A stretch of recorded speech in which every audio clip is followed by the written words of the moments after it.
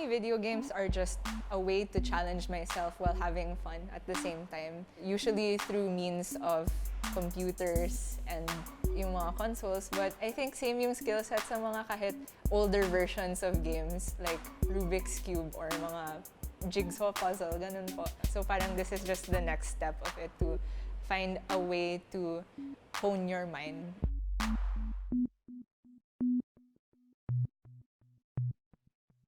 Hi, my name is Jia Dee. I'm 23 years old and I'm a Hearthstone player for Bren Esports and also a commentator.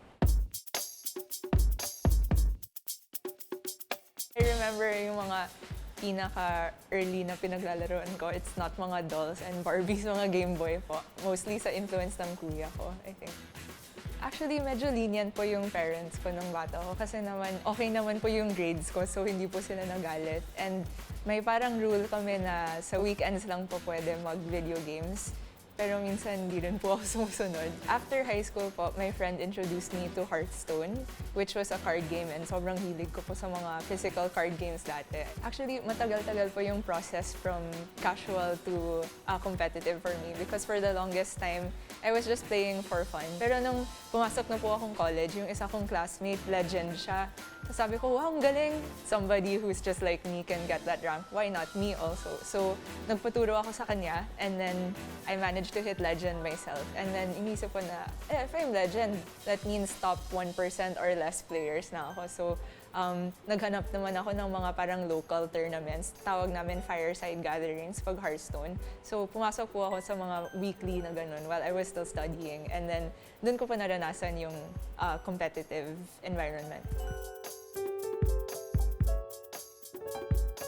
My first love talaga was casting, and I still enjoy it to this day na I was really known in the community as a caster, lalo na sa Asia-Pacific region. Pero yung unang tournament na international na pinasukan ko po was actually an invitational na all women.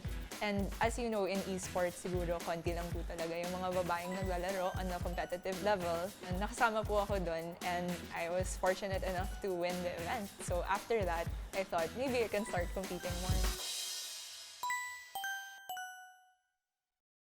Siyempre, mind blown po. That would be the first word that comes to mind because that was my first experience, not only at a big tournament, but also with a major prize pool and a big stream. So, ang laki po ng achievement and as an all-women's tournament, the first to be streamed in a long time. Sobrang laking issue po yung existence of all-women's tournaments, pati rin po sa chess, di ba? Kasi in theory, wala namang difference sa lalaki at sa babae for games that don't involve physical reflexes and things like that. But for me po, when it comes to esports, for whatever reason, masasabi natin cultural or society and the way that women are raised, hindi po kami ginigear towards gaming at a young age. That's why I think that there aren't that many women to begin with in the scene. But I think that all women's tournaments are a way to make women more visible in the community. Para naman mas may mga na-inspire na babae na, or baka either hindi sila aware na pwede palang career yon for them or natatakot lang sila kasi baka intimidating na kundi lang yung mga babae.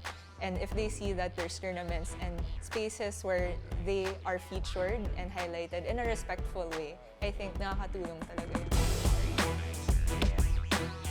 For me, gaming has just been my favorite hobby growing up. Whether it's a single-player game or multiplayer, parang I could spend hours engrossed in a story. And then with Hearthstone naman, I've easily spent thousands of hours ever since I started playing because I think video games are really the center of my life right now.